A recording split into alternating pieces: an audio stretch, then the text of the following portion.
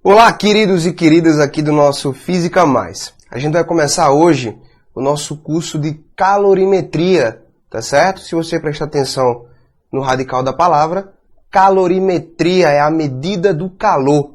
A gente vai aprender agora como calcular calor, tudo bem? E nessa primeira aula, a gente vai falar sobre o tal do calor sensível.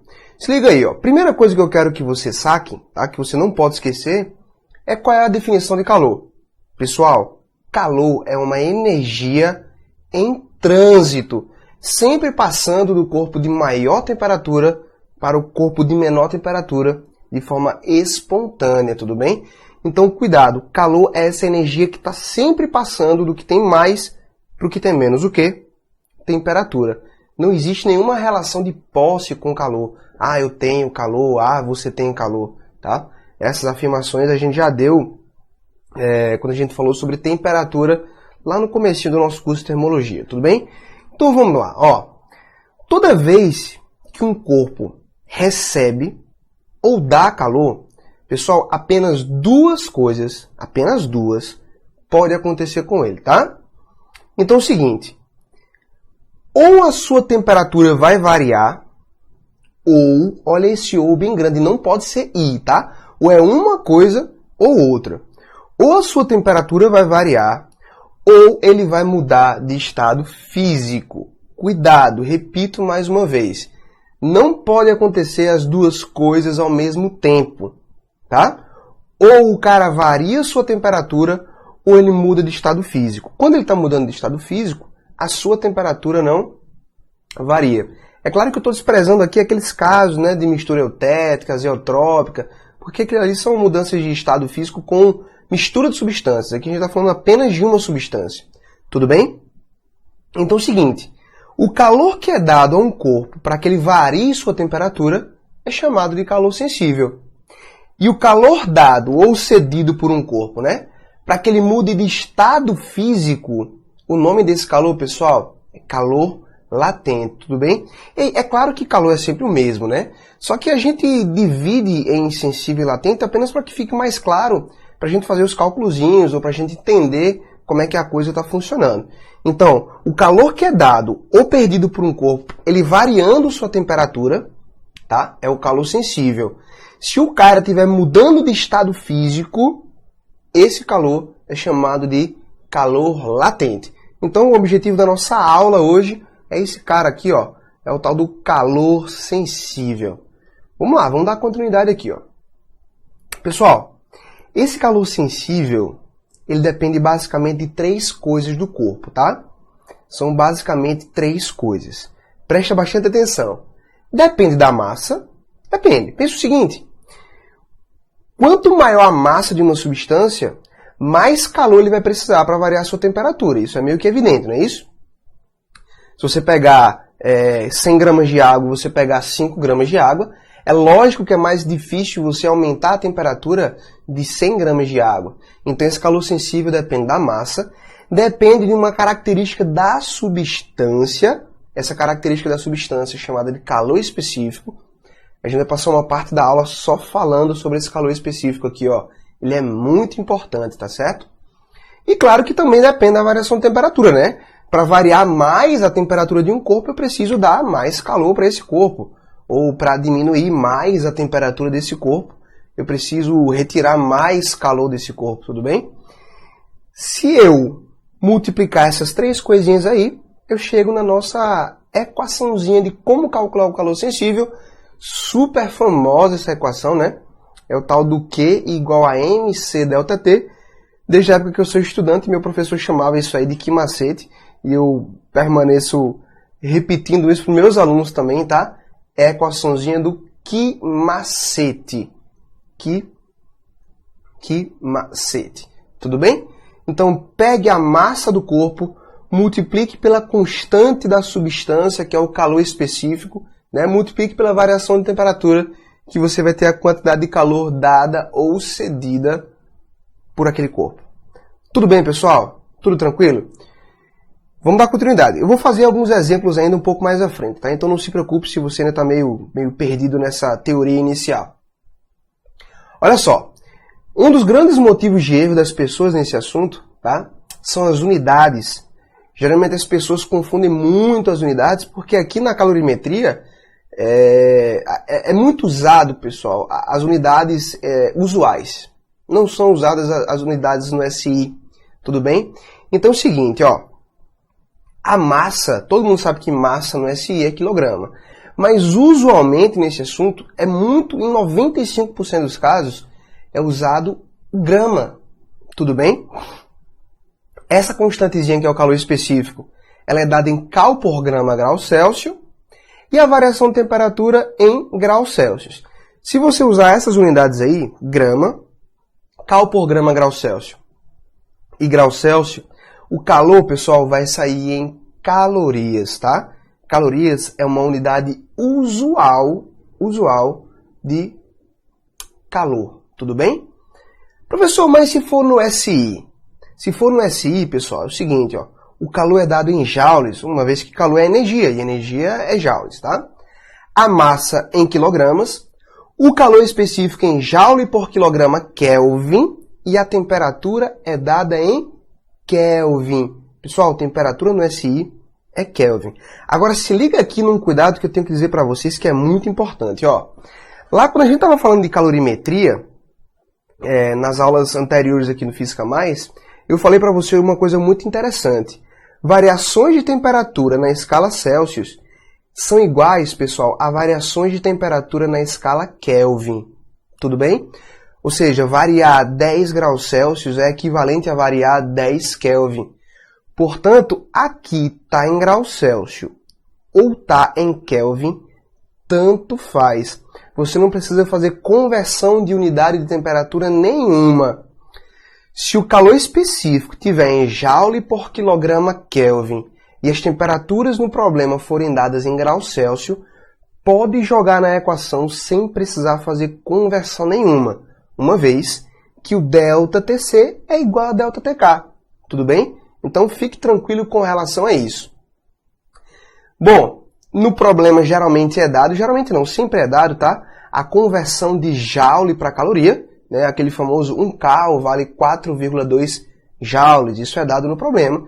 Então você precisa, pessoal, deixar tudo equivalente aqui, tudo bonitinho, tá certo? As grandezas têm que estar equivalentes com relação às unidades de medida delas. Tudo bem? Show de bola, hein? Vamos continuar aqui, ó. O calor específico ele é o cara. Rapaz, é muito interessante você entender o que é o calor específico, o que é que ele diz de uma substância. Pessoal, o Enem está tentando acabar com aquela questão decoreba, com aquela questão jogue na fórmula e faça a conta. Não. Você tem que entender o que é que o calor específico, que é aquele Czinho de uma substância, diz pra gente. Vamos comigo, olha só. O calor específico é uma constante que mede a facilidade ou a dificuldade que uma substância, em determinado estado físico, tem em variar sua temperatura. Pessoal, o calor específico é como se fosse a inércia da variação de temperatura. Olha aqui, pessoal, como assim? É assim, ó. Vamos fazer uma analogia com a mecânica. Quanto mais massa um corpo tem, mais difícil é você movimentar esse corpo, sim ou não? Essa é a ideia de inércia. Quanto mais massa, maior a inércia, maior a tendência que um corpo tem em permanecer no seu estado. Aqui é quase a mesma coisa. Quanto mais calor específico uma substância tem, mais difícil não é variar o seu movimento, mas é mais difícil variar a sua temperatura. Então, substâncias que têm alto calor específico são difíceis de variar a temperatura. Você tem que dar muito calor, tá? Para que ela consiga variar a sua temperatura. Então é por isso que o calor específico também é chamado de inércia térmica de uma substância. Olha que palavra legal. Inércia térmica. A dificuldade que ele vai ter em variar sua temperatura. Professor, me dê mais exemplos? Ó, olha essa tabela aqui que legal. Vamos pegar aqui a água. Ó, a água no estado líquido, pessoal. O calor específico da água em cal por grama grau Celsius, tá certo? Vale 1. O que significa dizer que o Czinho da água vale 1 cal por grama grau Celsius? Pessoal, vamos entender, ó. Significa dizer que se você pegar 1 grama de água, para você variar 1 grau Celsius sua temperatura, você precisa fornecer para ela 1 cal. Olha que legal. Professor, dá outro exemplo aí? Vou dar. Olha só, pega aqui a prata, tá? Vamos pegar o Czinho aqui, ó, da prata. Show, professor. Vai, quanto é? 0,05 cal por grama grau Celsius. Vamos entender o que é isso? Se você pegar 1 grama de prata, para você variar sua temperatura em 1 grau Celsius, você precisa fornecer à prata 0,05 cal. Ora, eu acho que agora ficou muito fácil de você entender que para você variar 1 grau Celsius de 1 grama de água, né, você precisa de 1 cal. Para você variar 1 grau Celsius de 1 grama de prata, você precisa de 0,05 cal. Então, pessoal, a água é muito mais difícil de variar a sua temperatura do que a prata. Deu para sacar isso aí? Então, quanto maior o calor específico de uma substância, mais difícil será variar a sua temperatura, tá? Então, é importante que você tenha esse entendimento do que é calor específico. E, é claro, você não precisa se preocupar com esses valores,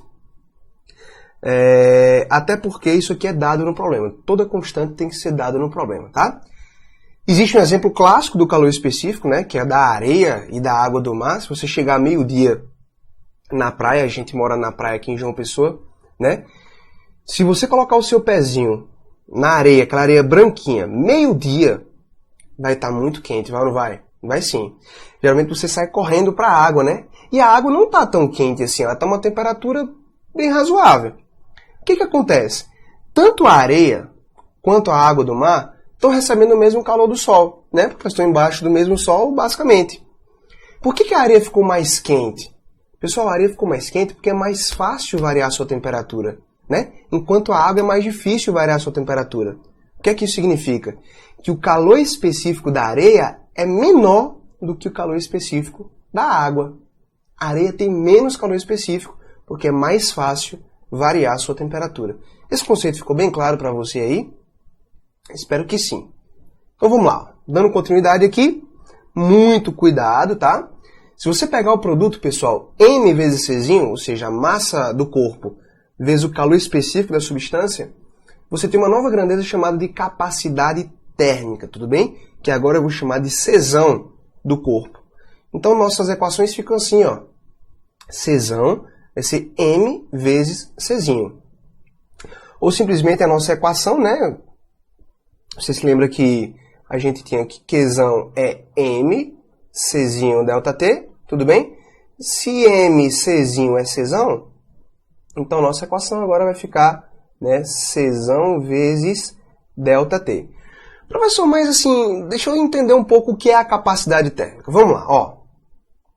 Se Qzão é Czão delta T, tá?